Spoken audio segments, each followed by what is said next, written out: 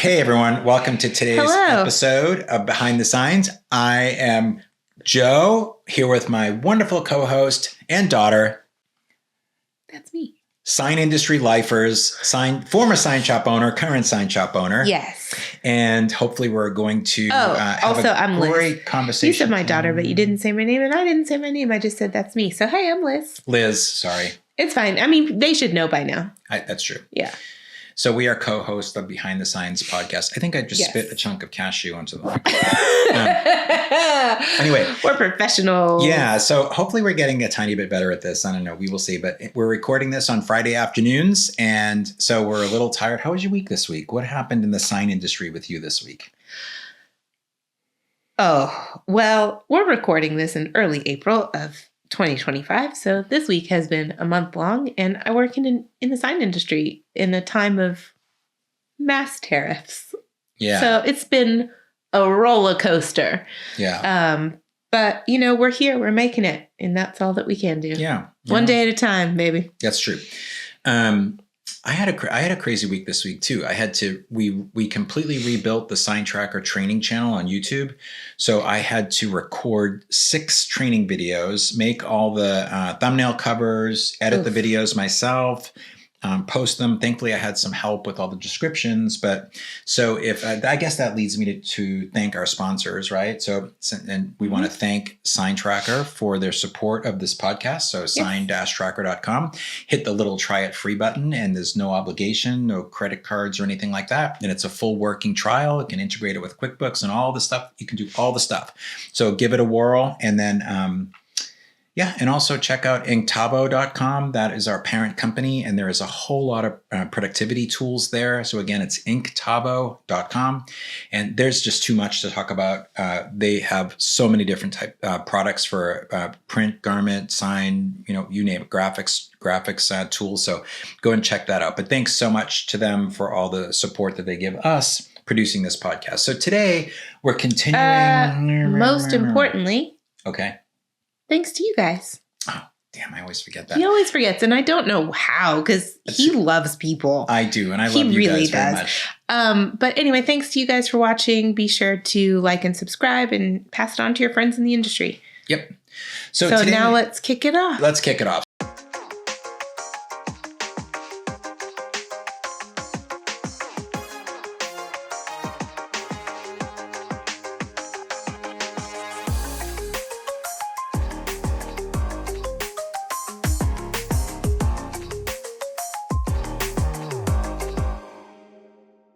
Let's get started. Yeah. What are we talking about today?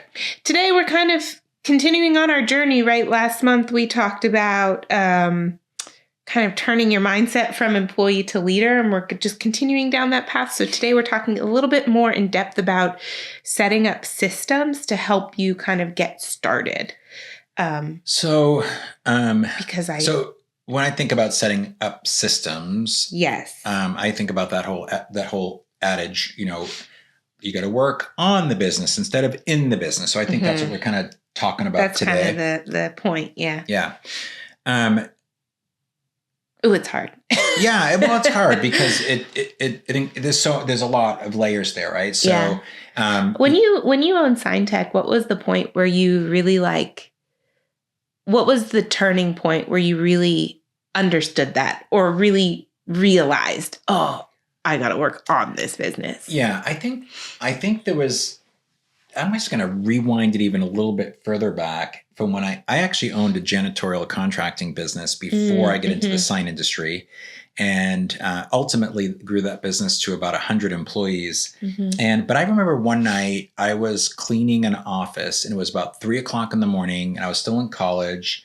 I was with your mom, actually. You guys were home, tucked in bed, left you alone in our student housing trailer park on the side of the freeway. Thank God you were never kidnapped, but we were young and dumb. So hopefully you've talked about all this with your therapist. But nah, Jessica was there. That's true too. She was older than me. Yeah, you did have your older sister there. But I remember cleaning an office building at 2:00 in the morning, and we were both exhausted, and we both were in college full time. We're vacuuming, and we just looked at each other and said, "This is absolutely stupid." And that's when we decided to start hiring some employees and building some, systems around how to manage and organize and schedule the projects. And I think the same happened to me in the sign industry. When I first started, there was just me and one other guy. We both came out of sales from another sign shop.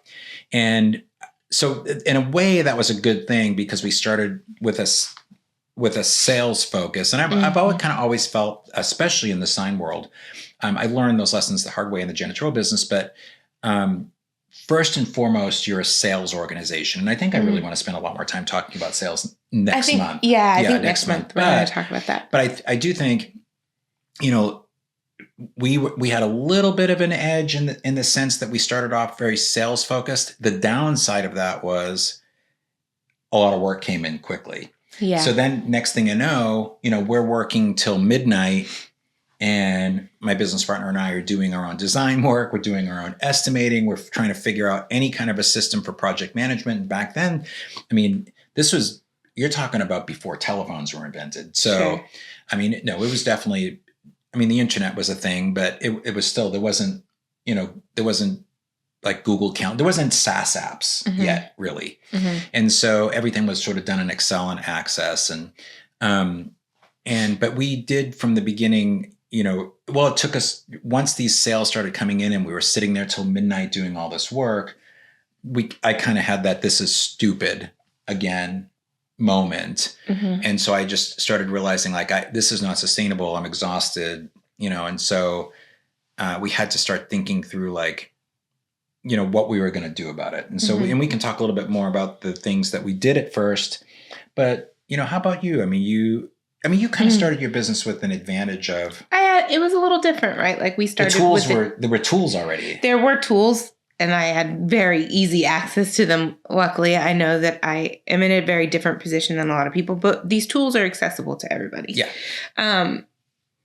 And very affordable, which is great. That's not how it used to be. When you started, there weren't affordable options for management software, right? Well, and for us, we had I had to build it myself. So and we'll get to that. But that is, and here we are, SignTracker. Yeah. But for me, what I did have very quick, right? Very early on into our business journey, because we're about to turn 8. Yep. 8. We're about to turn 8. So that we're still fairly young in this industry, though I've been in it since I was 10 as an owner. You beat the odds though. You beat the 5-year odds of 50%. I don't know how sometimes, but that's what it comes to, right? Like 50% for me, of small businesses fail in 5 years. So congratulations.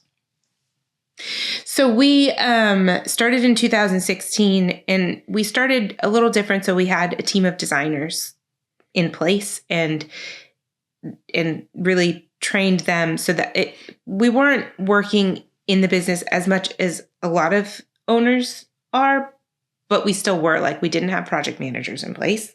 We didn't have systems in place. So we had to build all of that, but while still doing sales and doing, all the things. The only thing we had on staff were designers.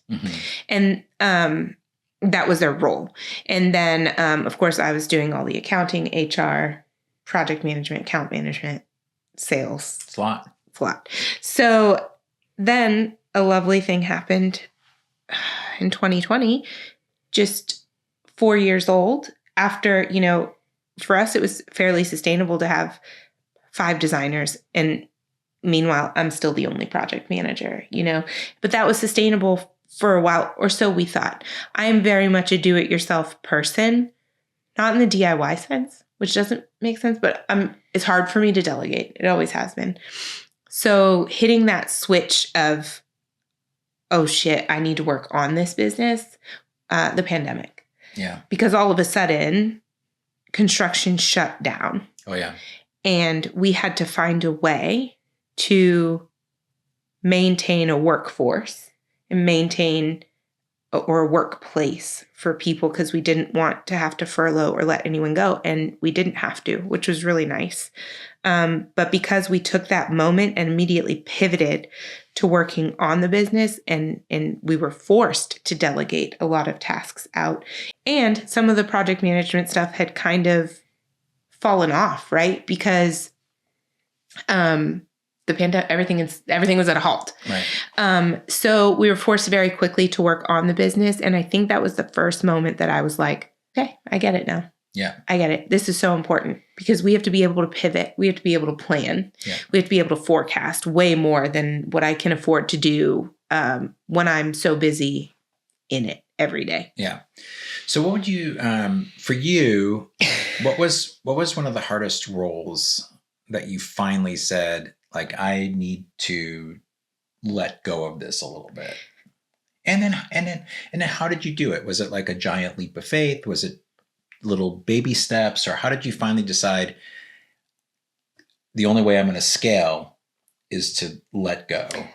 I would be dishonest if I didn't say estimating has been the hardest one. Oh yeah, for sure. It's actually the one I'm working on delegating right now. So understand that as we're giving this advice to you guys, like, I'm living it a lot of days. Like, I'm still in this industry, and again, still relatively young in this industry. So I'm still letting go of certain things, and estimating is one of those ones, especially as an accountant.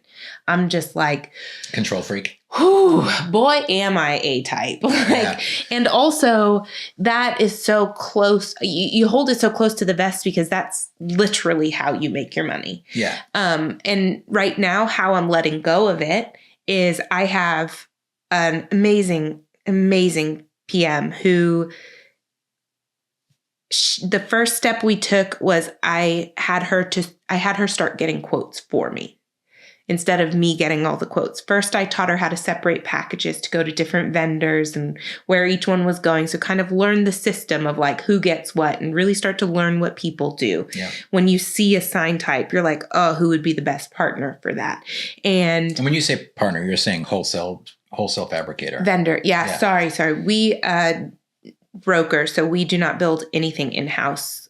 We've very firmly, after growing up in a fabrication shop, will not own one. Because we built everything in-house. Yes, I will. Maybe with the exception of like Gemini letters or whatever. Right. You know. And a lot, but okay, so that's a great example. So even if you do build things in-house, you're still getting other vendors outside to do some of the things, right? Yeah. Whether it's printing vinyl, like digital graphics, or whether it's Gemini letters or anything. I mean, you're going to have someone getting quotes for these things. Yeah. And I was the one doing it So, because I just felt like I can talk to them better than she can. And I can describe things better than but I can't, right? Yeah. That's teachable things. So first I let go of getting quotes, and that took a very long time. And then I let go of reviewing those quotes for accuracy.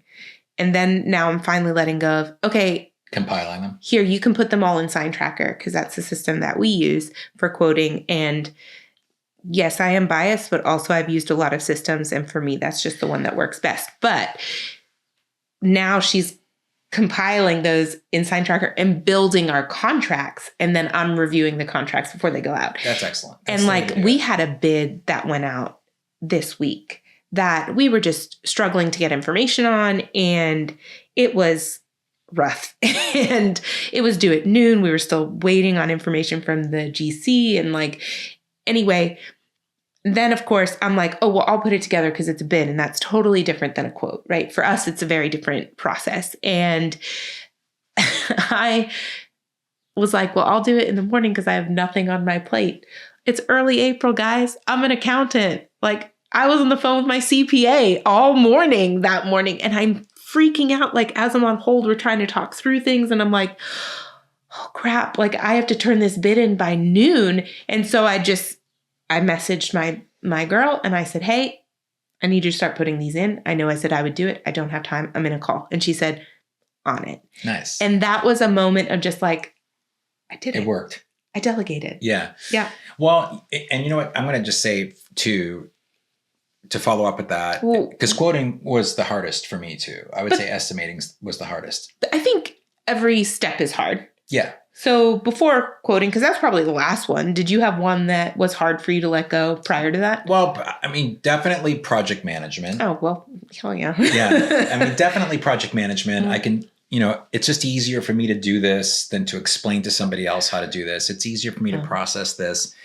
And you got to remember too, because there was no SaaS apps or anything like that, when I started, I was building everything as I was solving the problem. So, and I taught myself how to code very intricate Excel workbooks and Access. And so we were using all of that sort of stuff. But you said something so good that I want to bring attention to. Okay.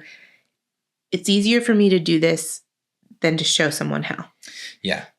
It sure as hell is easier for you to do it than to show someone how. That is a growing pain. But let me tell you, as someone who's going through it, it might be easier the first time.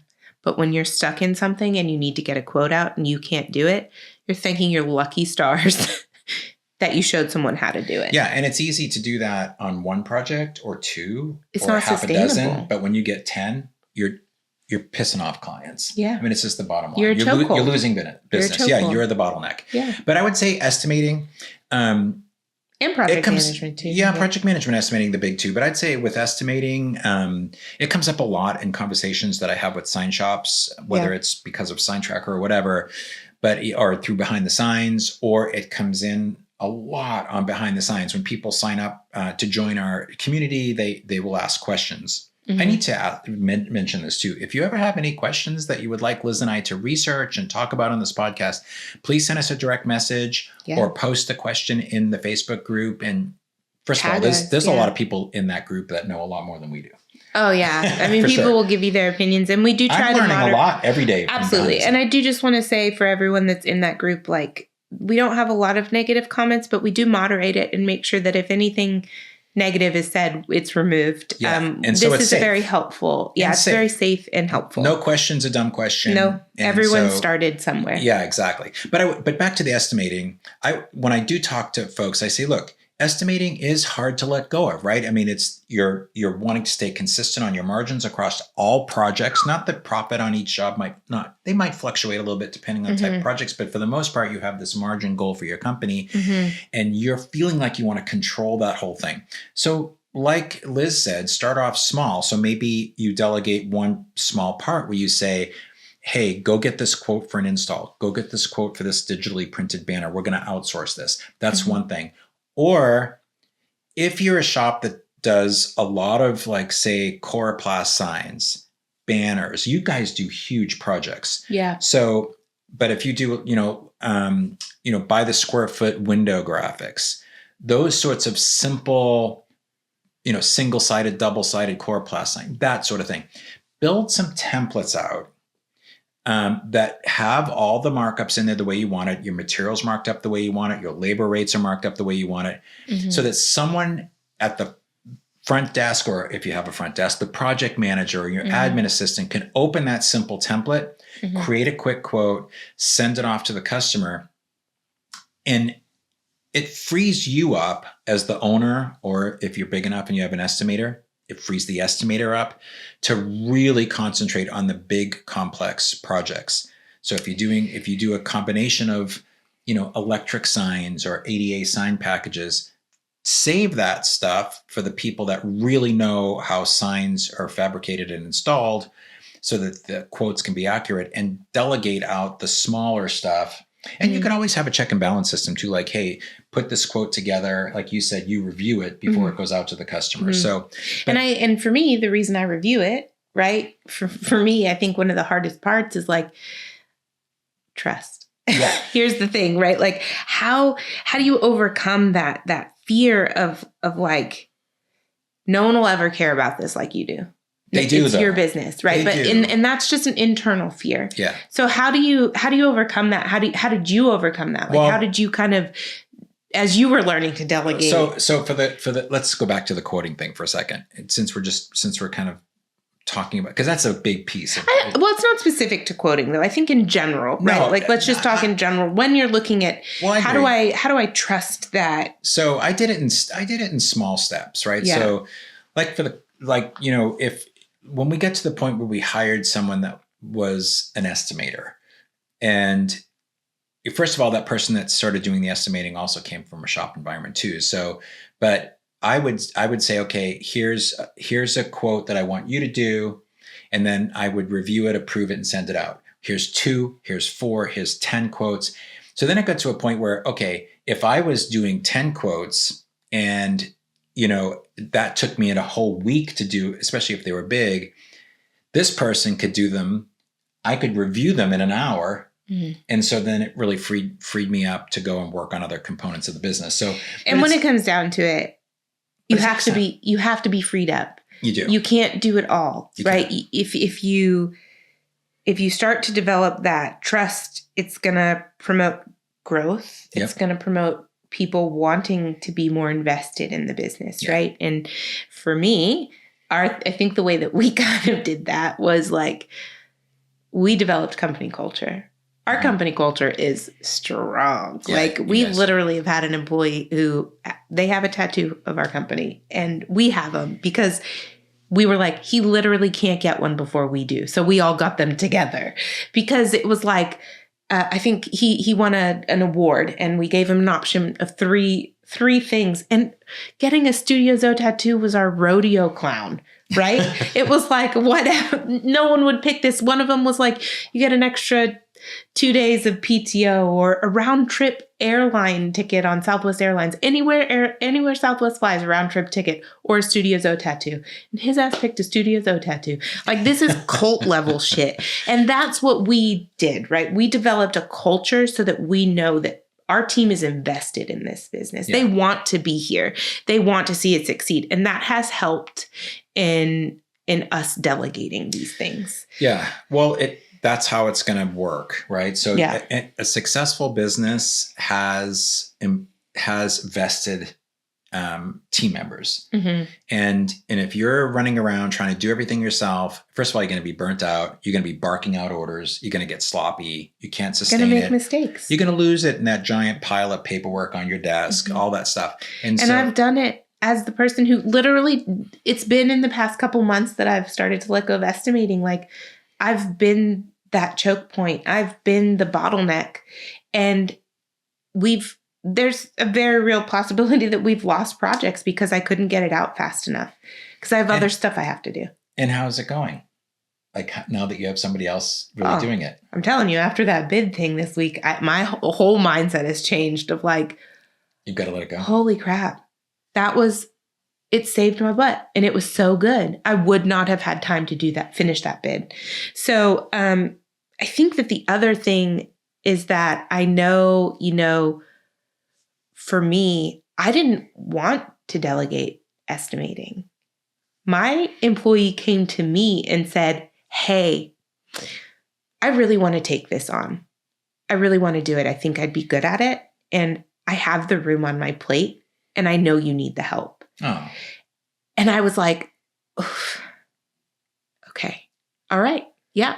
And to me, that means that I've developed this culture of trust. Mm-hmm. And she knows that she's empowered to take new things on, and she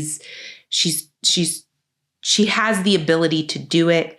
And I trust that she will do it. And so I know that for me, that's a success sign, right? For me, that says, oh, I built that culture well. I helped her feel supported. I helped her feel empowered, and I helped her take on new tasks and start to grow herself. Well, because ultimately, if you think about it, the difference between working in the business and on the business mm-hmm. is freeing the owners, right? It's freeing for the owners because you'll be able to go on vacation. Like if you take the time to trust your team to do just as good or care about the business just as much as you do, mm-hmm. and maybe as an owner, 99% they'll do it. Maybe there's a 1% that you'd always do it a little bit better. Yeah. Maybe there's a 1% that you'll always care about the business a little bit more. But the bottom line is you can, like you said, create a culture and build a team that does care almost as much as you do. But that is working on the business. Yeah, exactly. Developing that culture and having more time to do that with other team members, that is what you're freeing yourself up to do, and which is great. It'll give you a greater peace of mind about the business. Absolutely. And your customers, all of it. It takes you out of the commodity world and puts you into like, it puts you into a place of where your customers feel like the whole team cares. Yeah.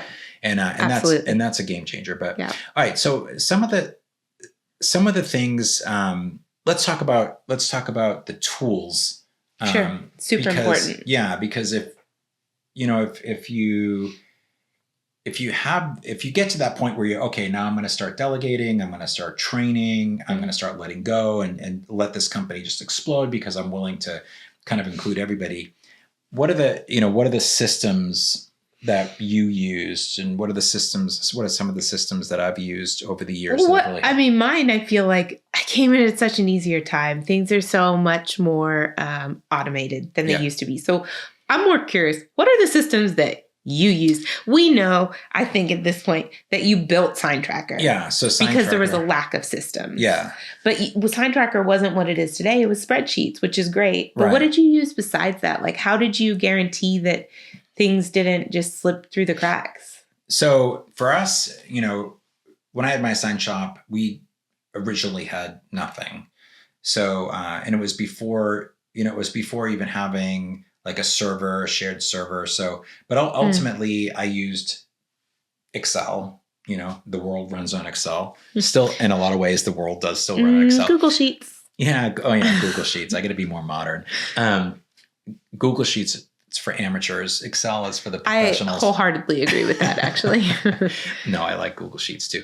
But basically, we built the system for project management, for quoting, and it was all in Excel, and it was integrated workbooks with using Access. And but then we had a server, and so we had shared files on the server. So we had a really good system in place, and you guys do this really well too. Is a folder structure where we had our initial designs. But your server was like, you had a physical server and a server room. Oh yeah, we had a server. Wild. Room. We had a server. We had a server, and then we had a backup server, and then like another redundancy drive. Wow, the pressure to maintain that. And we blew a server one time. There was some big power outage thing. I know we ended up losing a couple years worth of artwork. It was a nightmare.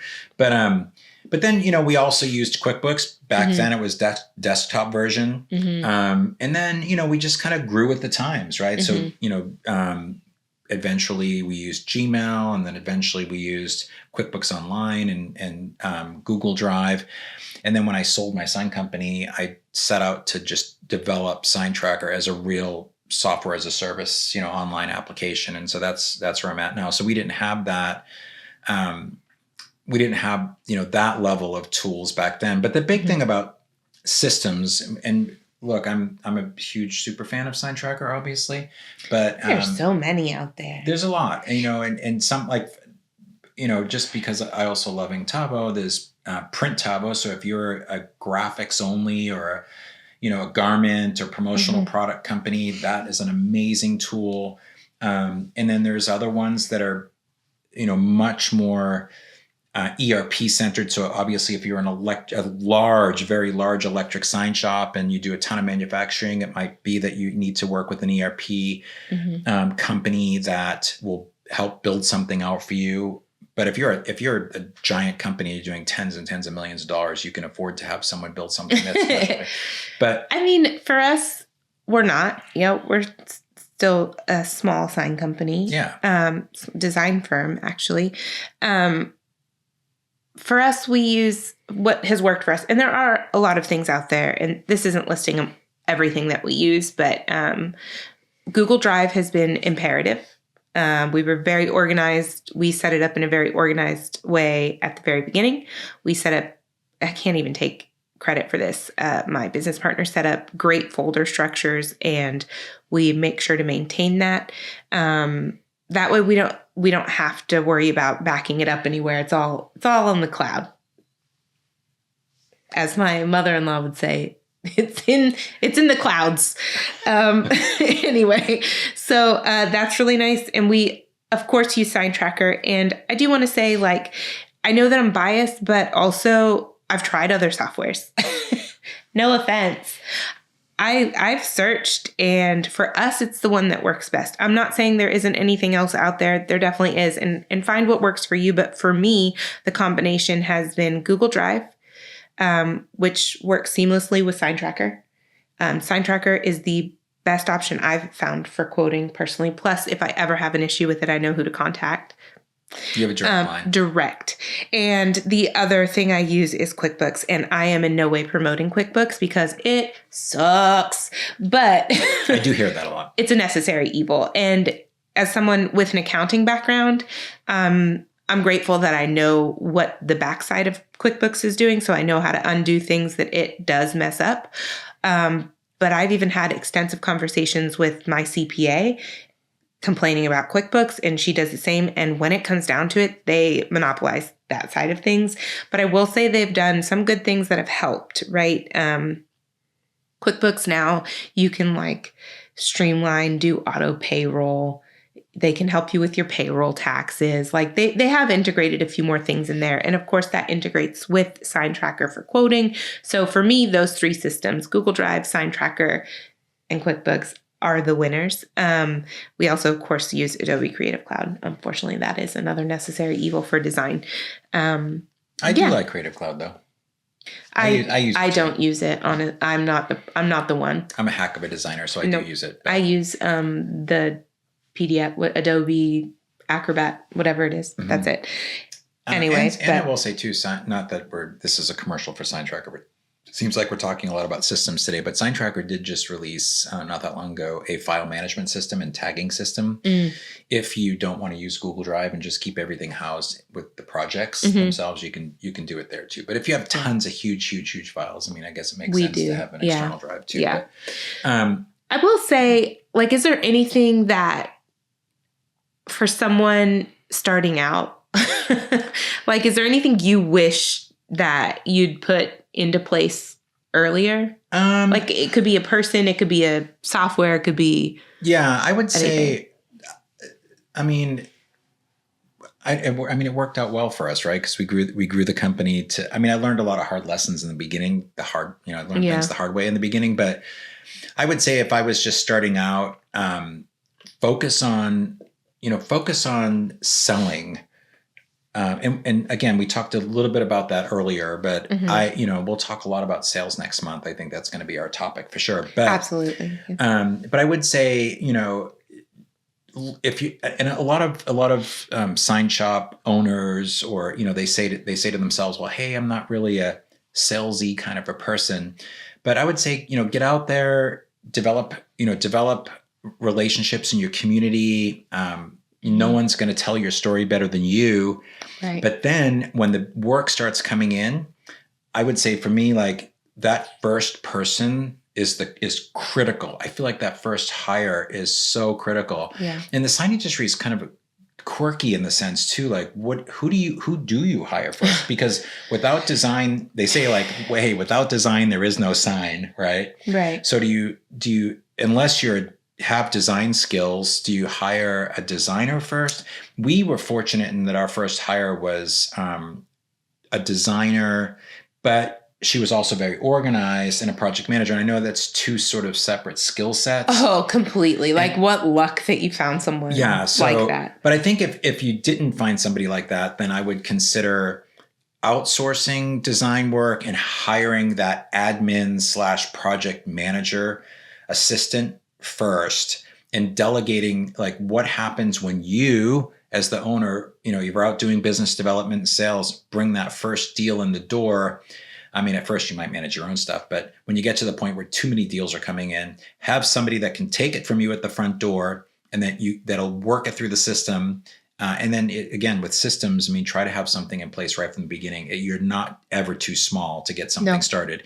And then, whether it's working with that person and delegating and teaching, and then, as the business grows and you can afford it, get the designer next, and then just continue to scale. But I would say I would say the project management admin duties can be the most time consuming. It'll keep you from getting more sales in the door. So get somebody as quick as possible and systems in place to support that. I would say that's my advice too. I definitely do agree. Like, I go back and forth, like, well, first of all, systems, set up your systems. And I strongly encourage anyone to do it how we did it, in the sense of so it's more scalable, set it up as if you're a large company. Set up your Google Drive or whatever file management system you have. Set up your employee handbook. Set up I know we've already talked about that stuff, but set all these things in place as if you already have employees, as if you already have a large team, because when you start to hire, that's going to be easier. The other thing is... That's what franchises do.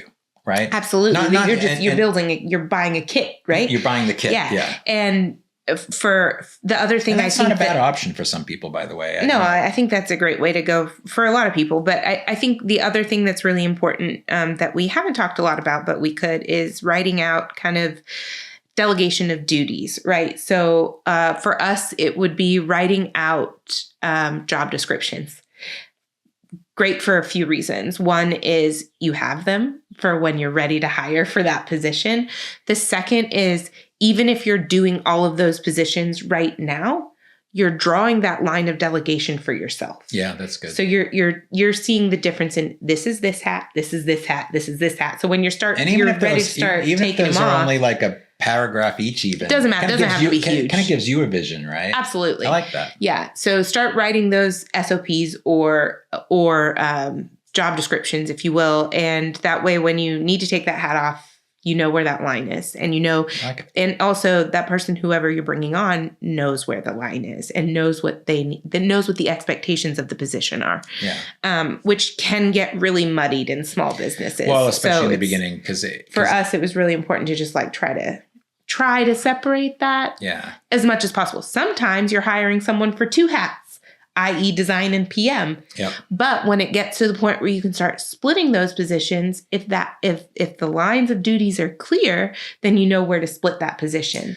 So if you've hired a designer that magically is an A-type personality, which doesn't happen that often, but if you do find one that can obviously is creative and knows how to design and use the software and also come up with the solutions, but then also has the ability to organize the job and manage it, those two personality traits don't usually happen together, but it does exist. Yeah. And if you find that, if they know where that line of duty separation is, then when you hire either the person who's just going to be a designer, not as if that's just a designer, but more as if they are going to take on the design only duties and the other person is going to take on project management only duties, you know where that split is, and there's not a point of contention. So I think setting that up in place at the very beginning would be my recommendation to people. Yeah, but I would say, kind of wrapping this idea up of working on the business, what does it exactly mean? And I think there's three main components. If you're setting out to grow your business, and even if you've been in business for a lot of years, but you're like, you know what, I want to scale this puppy, or you're just starting out, here's the thing. Your role is you need to be the voice of your company in the community that Absolutely. will bring in sales. Mm-hmm. And even if you're not a salesy person, it doesn't matter. Your passion and your love for your own company and wanting to help other people will be contagious, and people want to do business with people like that. And then two, systems development, so that when that work comes in, it lands somewhere. It doesn't just fall through the cracks. Mm-hmm. And three, people development. And building a strong company culture. That's working on the business. Those are the three things working on the business. If you're spending all your time printing banners all day and not working on those three things, and I'm not saying you're not going to be doing that at first. At first, you might be printing banners or ordering the banner or making the Coroplast signs or running across town to pick up some vinyl. I mean, you're going to be doing that kind of stuff. That's all working in the business. And ultimately, those duties need to be done by somebody else if you're going to be successful in any kind of company, really, but especially in the sign industry. And you can do it. You got this. And so anyway, we just want to encourage you to work on your business, a little bit in it, less in it, more on it. You got it. Especially as you grow, right? Yeah, for sure. You're going to be on and in the beginning. You're going to do it all. But doing it all isn't sustainable. No.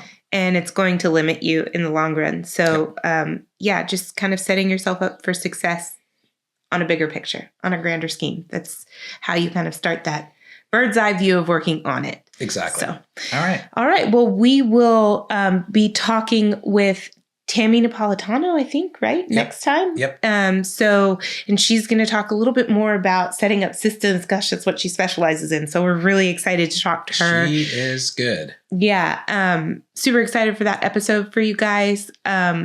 This is airing after ISA. So thank you so much for everyone that came and talked to us and hung out with us. We loved meeting all of you. Anyway, great to talk to you. Yep. Yeah. Love you guys. Be sure to like and subscribe and follow and comment, share, all the stuff, all the social media stuff. And also you can find us, of course, on not just YouTube. You can see us on our Facebook group at Behind the Signs. And then also you can follow us on Spotify, Apple Podcasts, all that fun stuff. Yep, we're getting that all together too. Catch it where you find it. All right. All right. Take care, guys. Bye. Bye.